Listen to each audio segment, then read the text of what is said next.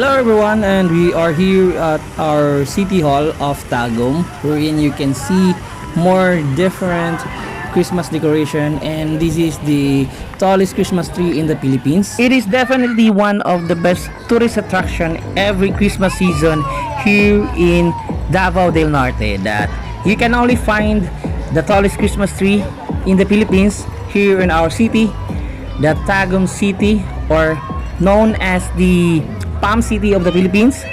So this is the design and the theme of the Christmas tree for 2025, and this is what looks like inside of the Christmas tree or under the Christmas tree. And I think the theme is looks like a carnival season, wherein you can see a lot of different decoration around of it. So it is very colorful, and absolutely you can enjoy with your family visiting this tallest Christmas tree.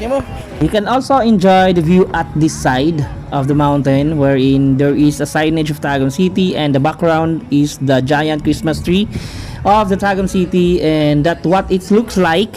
So it really amazing that having a very well-known giant Christmas tree in the Philippines that you can only find out here in Tagum City. So that's what it looks like at this side. So the giant Christmas tree in Tagum City stands at 231 foot tall. So ganun siya kataas. Kaya napakalaki talaga ng Christmas tree ng Tagum City. So ganyan naman makita nyo dito sa palibot. And definitely there's a lot of street foods around of it, and you can enjoy it with your family.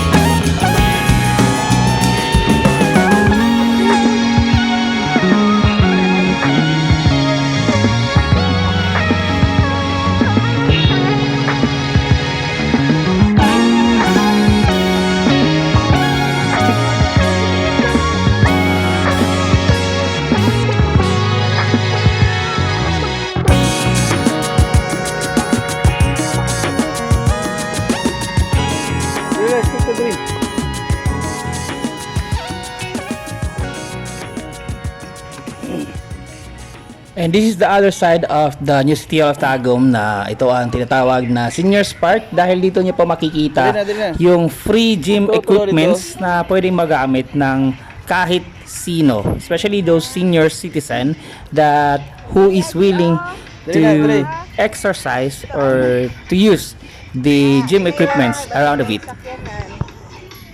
So these are the free gym equipments na magagamit nyo dito. Around of it, marami po yan. So dito na side, ito po yung makikita nyo. So nakapalibot po yan, marami po itong mga free gym equipments na makikita nyo dito sa Seniors Park ng Tagum City.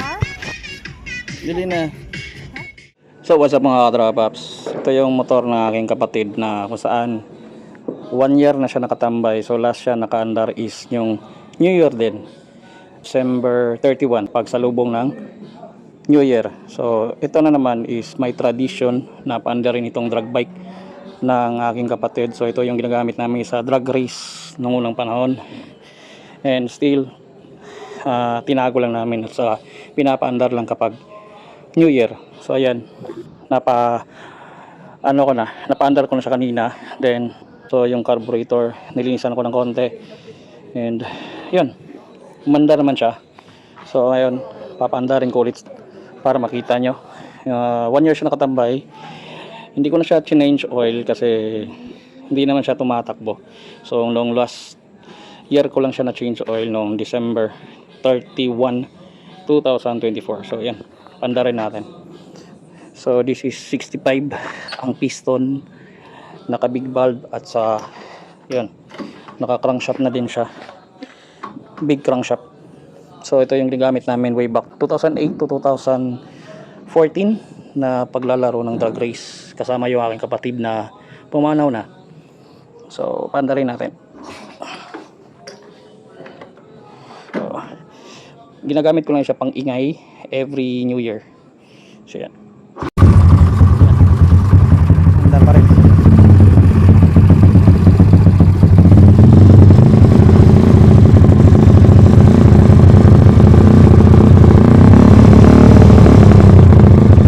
So hindi lang muna ako masyadong mag-iingay kasi may natutulog pa na kapitbahay. Yan. Yung bangil niya, yan, kita niyo yung bangil, malaki na. So nakabig sa lang shop ito yan. So wave 125 po ito.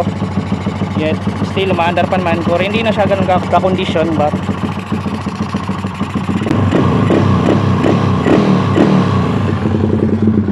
hindi umaandar pa. So ayan yung grupo namin, Top Gear Philippines by Ray, Jun, si Lupin. Pinaguriang Lupin dito sa amin sa Tagum City. So region yan, umandar pa naman.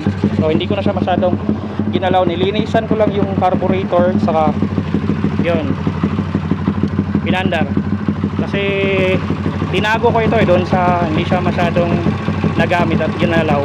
So kinip ko siya na maayos. So yan, at least umandar, diba?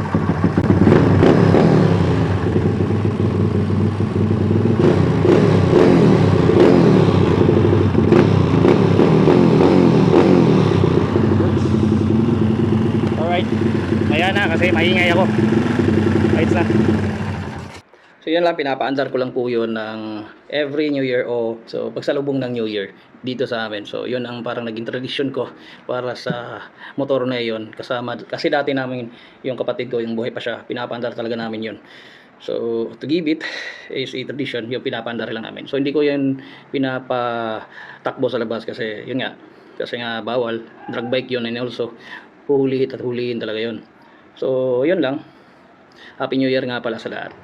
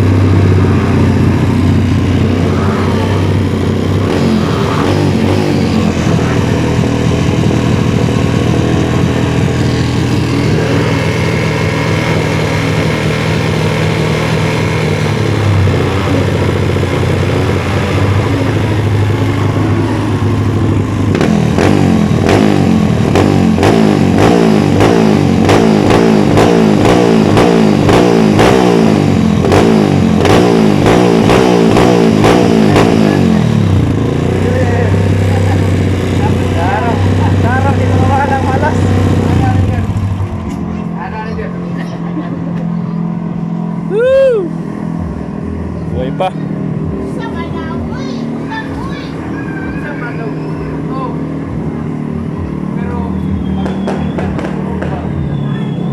Happy New Year!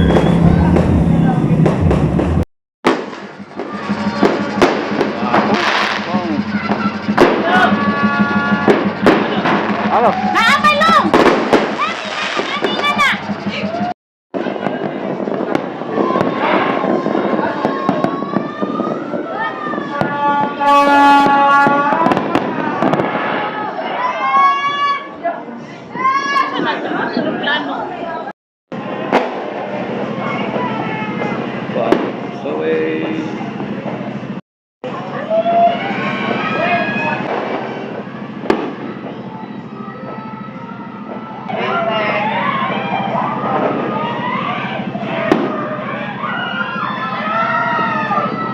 Celebration New Year's. Ayun o. Kaliwat kanan mga kapitbahay yan, parang sa Koreano o Chinese yan, doon na may bahay na malaki. Mga kapitbahay namin yan o. Yun doon sa mansion ni Uncle. Yun, diba? Palitan lang sila eh. Oh, yan. Bam! Siguro.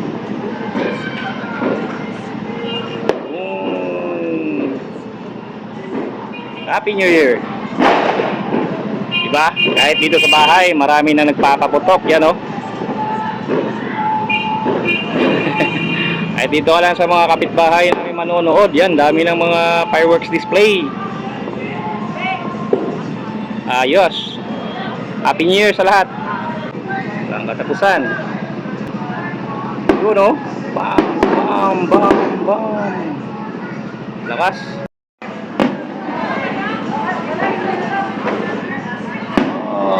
Lakas. Oh, yeah. Oh, ang ganda. Grabe talaga yung mga Chinese o Koreano yung bahay dyan eh. May malaking bahay dyan.